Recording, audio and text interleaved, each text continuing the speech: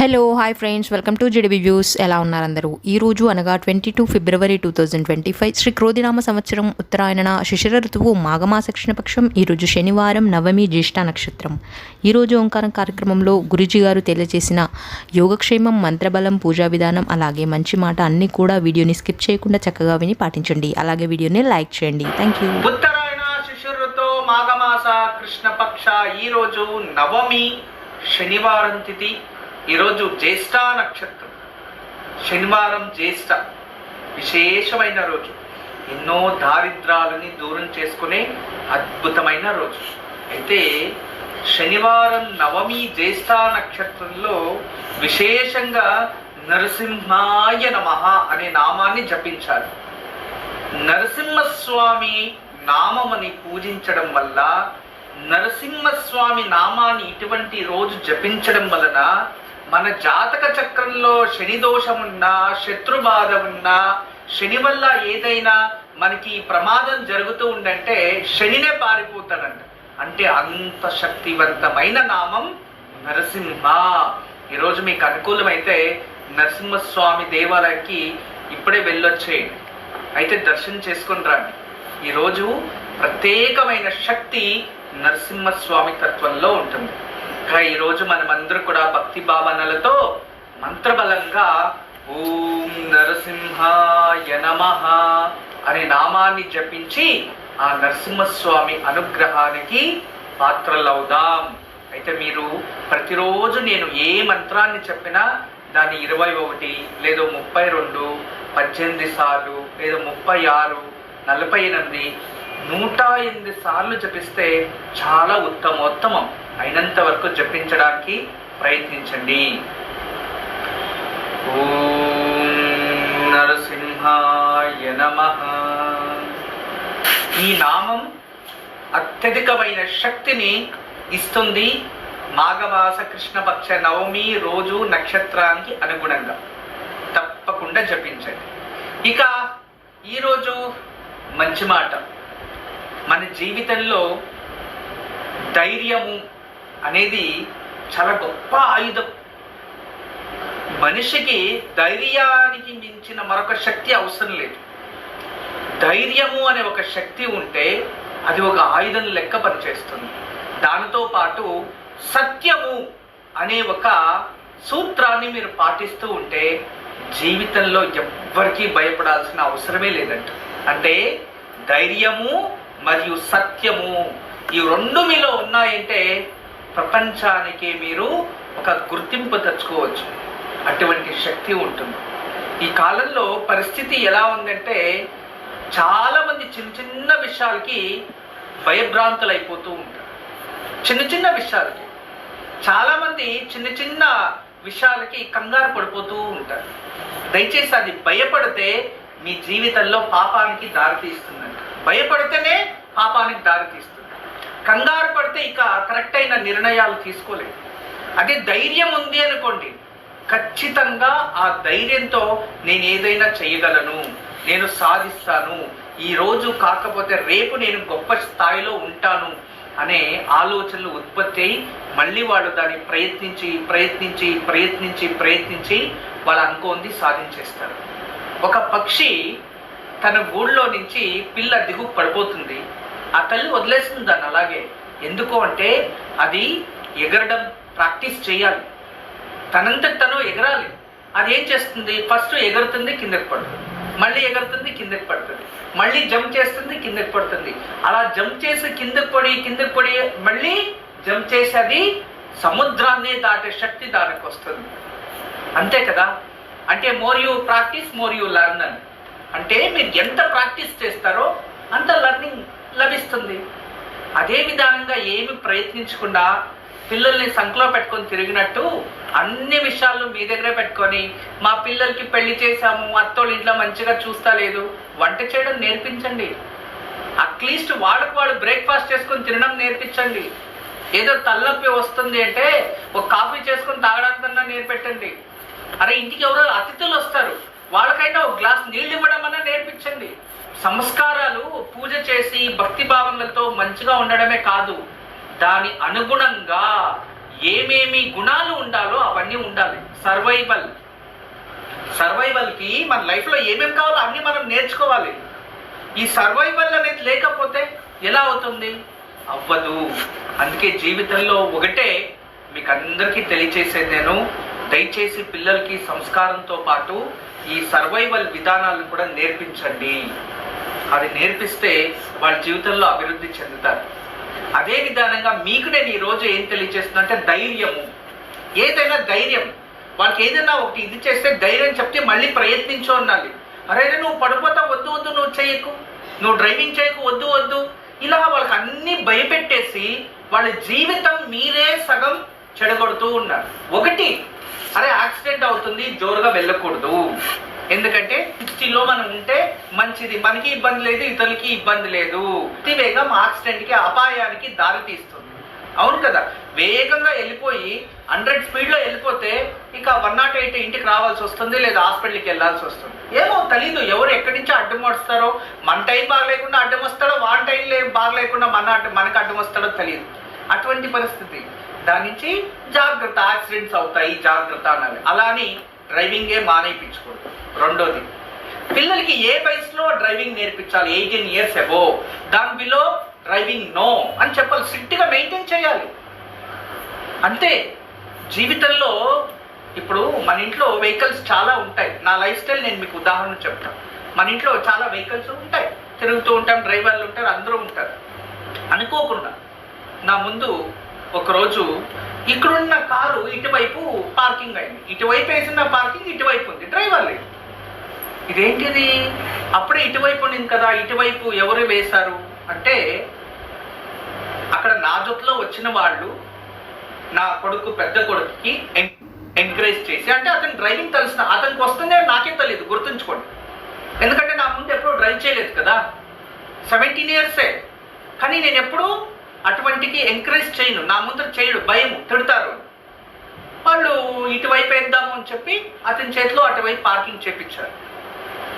తర్వాత మనం ఎంకరేజ్ చేయాలి పిల్లల్ని, మీరు ఎందుకు తిడతారు, ఎంత బాగా డ్రైవ్ చేస్తాడు, ఎంత మంచిగా ఇచ్చేస్తాడు పార్కింగ్. 1 shotలో ఈజీగా పార్కింగ్ చేశాడు. వేరే వాళ్ళంటే కంగారు, మా డ్రైవరే అక్కడ పార్కింగ్ చేయడానికి అవ్వదు, అంత ఈజీగా తీసుకెళ్ళి పార్క్ చేశాడు, ఎంత ఎక్స్పీరియన్స్డ్గా మేము అయ్యాము, మీరు ఎంకరేజ్ చేయాలి పిల్లల్ని ఇటువంటి విషయాల్లో అంటే మంచిది అమ్మ, అలాగే చేద్దాం అని చెప్పి రూమ్కి పిలిచి అక్కడ కూర్చోబెట్టుకొని ఒక మాట అన్నాను. నువ్వు 18 years అయ్యి నీ చేతికి లైసెన్స్ వచ్చే వరకు నువ్వేమన్నా వెహికల్లో డ్రైవింగ్ సీట్లో డ్రైవ్ చేయడం ఎంత ఎమర్జెన్సీ అయినా నేను చూశాను అనుకుంటే ఆ రోజు నుంచి నేను బస్లో తిరుగుతా, ఇంకా నా జీవితంలో కార్లో కూర్చోను అన్నా. ఆ రోజు నుంచి ఈ రోజు వరకు అతను డ్రైవింగ్ సీట్లో కూర్చోడు. అంతే, అది సంస్కారం. నేను గొప్పగా చెప్పుకోవట్లేదు. పనిష్మెంట్ కొట్టకూడదు, తిట్టకూడదు, వాళ్ళకి ఎలా చెప్పాలో అలా చెప్పాలి. మనం కూడా అంతే కఠినంగా కొన్నిసార్లు నిర్ణయాలు తీసుకోవాలి. లేదు ఇప్పుడు 18 years వచ్చింది, ఇంకా డ్రైవింగ్ స్కూల్ ఎగ్జామ్స్ అయిపోతేనే డ్రైవింగ్ స్కూల్కి వెళ్తాడు, ఆల్రెడీ డ్రైవింగ్కి వచ్చు, మళ్ళీ ఇంకోసారి డ్రైవింగ్ స్కూల్కి పంపించి ప్రాపర్గా రెడీ చేయించి ఒక లైసెన్స్ ఇచ్చిన తర్వాత అప్పుడు మనం డ్రైవ్ చేయాలి, తప్పలేదు. దయచేసి ఇటువంటి నీతి సూత్రాల్ని మన పిల్లలకి ఇవ్వాలి, ధైర్యాన్ని ఇవ్వాలి. ఎక్కడ ఇవ్వాలి, ఏ సమయంలో ఇవ్వాలి, ఏ సత్య మార్గాన్ని మనం పాటించాలి, అటువంటి వాటిని మన పిల్లలు మనము పాటిస్తే ఖచ్చితంగా మన జీవితంలో మనకి ఎదుగుదల చాలా బాగుంటుంది. ఇదే ఈరోజు మీకు తెలియచేస్తున్న మంచి మాట.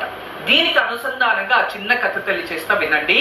ఒక మహారాజు, ఆ మహారాజుకు పేరు, ప్రతిష్ట, గుర్తింపు బాగుంటుంది, ధైర్యశాలి, మహాజ్ఞాని. అదే విధానంగా అతని రాజ్యంలో కూడా చాలా ఆనందంగా, సంతోషంగా ప్రజలు ఉంటారు. ఎందుకంటే ఇతను సత్యవాది, మహారాజు, మంచి పరిపాలన, ధర్మాత్ముడు, అంత గొప్పవాడు, అందరూ సంతోషంగా ఉంటారు. దీన్ని చూసిన పక్క రాజ్యంలో ఉన్న ఈడియట్ మహారాజు ఇతని పైన కుతంత్రాలు చేసి ఇతని పైన యుద్ధం చేయాలని ఆలోచిస్తారు.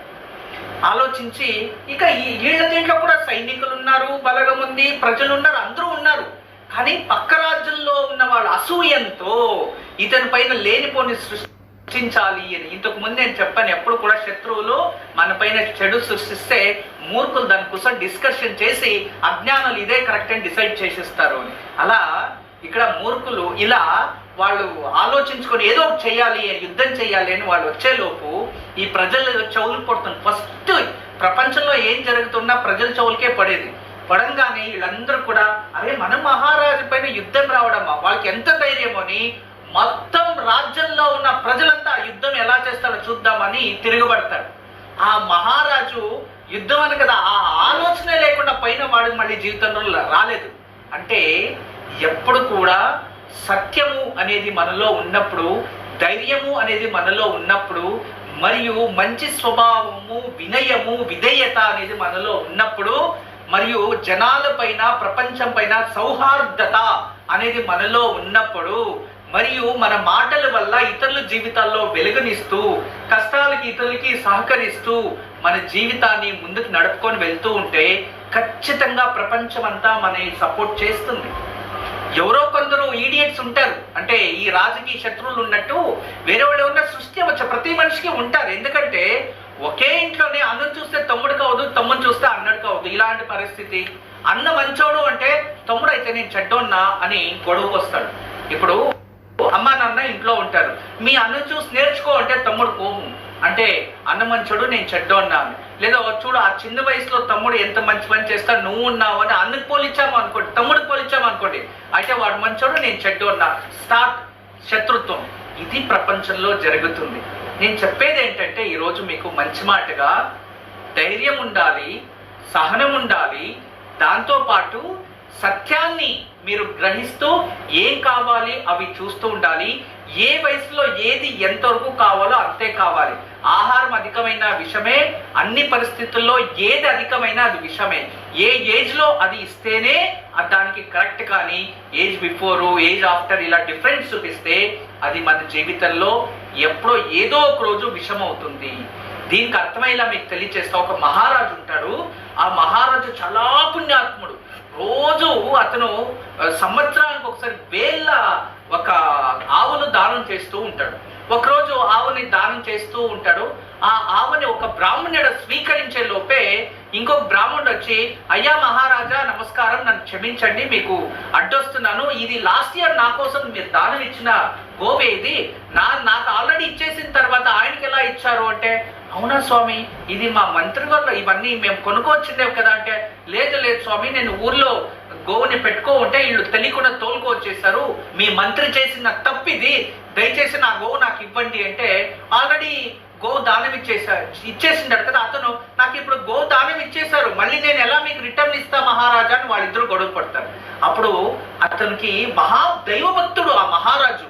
అటువంటి మహారాజు ఏం చేస్తాడు, ఓ ఇక్కడ భయపడిపోతాడు, ఏం చేయాలో అర్థం కాదు, ఇది నా గోవు, నాకు దానం ఇచ్చారు అని మీకు ఆల్రెడీ లాస్ట్ ఇయర్ ఇచ్చారు, కావాల్సి ఉంటే ఆ ఒక గోవుని పగ్గం వదలు చూడండి, అది ఎవరి దగ్గరకు వస్తే వాళ్ళది అంటే, పగ్గం వదలంగానే ఇంతకు ముందు ఎవరైతే ఉంటారో ఆయన దగ్గరకు వచ్చేసింది. వస్తే ఇప్పుడు గొడవలు స్టార్ట్ అవుతుంది.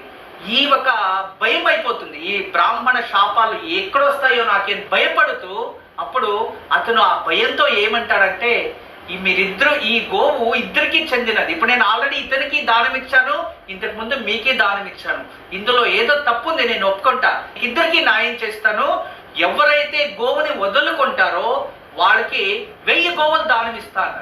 అలా అనంగానే ఆ ఇద్దరికి కోపం వచ్చింది. అంటే 1000 గోవులకి మేము ఆశపడి మేము ఈ గోవును వదులుకోవాలా, మమ్మల్ని మూర్ఖులు అనుకుంటున్నారా అని శాపం పెట్టేశారు ఇద్దరు బ్రాహ్మణులు ఆ గోవుని. అంతే.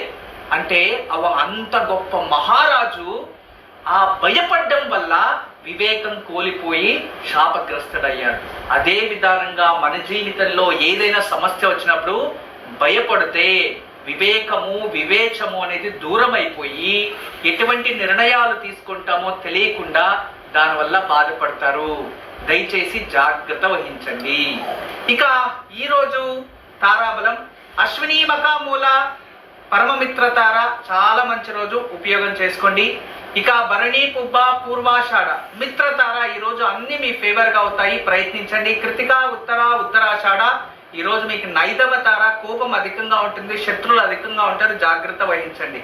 ఇక ఆరుద్ర స్వాతి శతభిష క్షేమ తార, మీరు అనుకోండి జరుగుతుంది, ప్రయత్నించండి. ఇక పునర్వసు విశాఖ పూర్వ భాద్రపద, వీరికి విపత్తార, అంత మంచిది కాదు, జాగ్రత్త వహించండి. ఇక పుష్య అనురాధ ఉత్తరా భాద్రపద నక్షత్రం, పుష్య అనురాధ ఉత్తరా భాద్రపద నక్షత్రం, వీరికి సంపద తార, ఆర్థికంగా అభివృద్ధి అవ్వడం, కష్టానికి తగినట్టుగా ప్రతిఫలం ప్రాప్తించడం, ఇవన్నీ ఉంటాయి, ఉపయోగం చేసుకోండి. ఇక ఆశ్లేష జ్యేష్ఠ రేవతి నక్షత్రం వారికి జన్మతార, కొంచెం ఆరోగ్య సమస్య ఉంటుంది, జాగ్రత్త వహించండి. ఈరోజు వాస్తు పరిష్కారం. చాలా మందికి ఇళ్లలో కన్ఫ్యూజన్ స్టేజెస్ ఎక్కువ వస్తూ ఉంటాయి మరియు అనవసరంగా డిప్రెస్ అవుతూ ఉంటారు. ఈ కాలంలో అధికంగా జరుగుతూ ఉన్నాయి. దీనికి వాస్తుకి ఏదైనా సంబంధం ఉంటే అంటే ఖచ్చితంగా ఉంటుంది. ఎప్పుడే కానీ మన శరీరంలో ఆమ్లజనకం అధికంగా వెళుతూ ఉంటే, బ్రెయిన్కి గాలి అధికంగా వెళుతూ ఉంటే బ్రెయిన్లో కొన్ని హార్మోన్స్ ఉంటాయి, బ్రెయిన్లో కూడా హార్మోన్స్ ఉంటాయి. అవన్నీ కూడా చాలా బ్యాలెన్స్డ్గా ఉంటే ఎటువంటి ప్రాబ్లము ఉండదు. చాలా విశేషం. ఎందుకంటే అయానిక్ ఎనర్జీని బ్యాలెన్స్ చేయాలి. అప్పుడు వాళ్ళకి డిప్రెషన్ రాదు, కంట్రోల్ చేస్తుంది హార్మోన్స్, అయానిక్ ఎనర్జీ. కానీ ఏ ఇంట్లో అయితే నైరుత్య భాగంలో డిఫెక్ట్ అంటే నైరుత్య భాగంలో దోషం ఉంటే వాళ్ళకి అక్కడి నుంచి రిలీజ్ అయ్యే ఒక నెగిటివ్ ఎనర్జీ శరీరానికి ప్రవేశం చేసి ఆత్మహత్య చేసుకునే ఒక ఆలోచనలు, చెడు ఆలోచనలు, దేవుడి గదిలో కూర్చున్నా చెడు ఆలోచనలే, స్కూల్కి వెళ్ళినా చెడు ఆలోచనలే పిల్లలకి. అదే వయసున్న వారు పెద్దోళ్ళకి చిన్న పెద్ద అని ఏముండదు, అందరిపైన చెడు ఉద్దేశాలు, చెడు ఆలోచనలు. వాళ్ళు ఎంత బాధగా ఉంటుందంటే అంత డిఫికల్ట్గా ఉంటుంది. దానికి కారణం నైరుత్య దోషం. దానికి వెంటనే మీరు ఇంట్లో ఆ నైరుత్య దోషం ఏదైనా ఉంటే దాన్ని రెడీ చేసుకోండి. కాలేదా ఇంట్లో ఒక శ్రీవాస్తు యంత్రం పెట్టుకోండి.